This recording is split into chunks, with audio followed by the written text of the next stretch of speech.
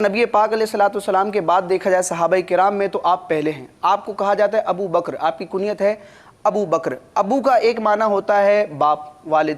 دوسرا معنی ہوتا ہے والا، نسبت کے لیے کہا جاتا ہے، جس طرح ابو تراب، مٹی والے. اور بکر کا معنی ہوتا ہے اولیت، کسی چیز کا، کسی ذات کا، کسی شخص کا پہلے نمبر پر آنا.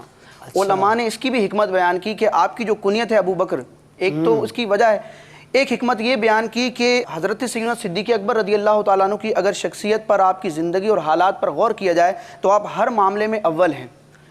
مثال کے طور پر جب نبی پاک علیہ الصلوۃ والسلام نے اعلان نبوت فرمایا تو مردوں میں سب سے پہلے ایمان لانے والے اول آپ. جب ہجرت کا موقع آیا تو نبی پاک علیہ الصلوۃ والسلام کے ساتھ ہجرت کرنے والے پہلے صحابی آپ.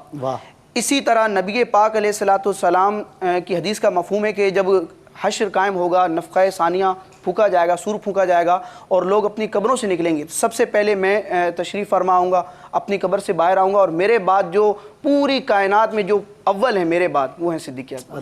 تو ہر معاملے میں اولیت آپ کی ہے، اسی لیے آپ کو کہا جاتا ہے ابو بکر اولیت والا.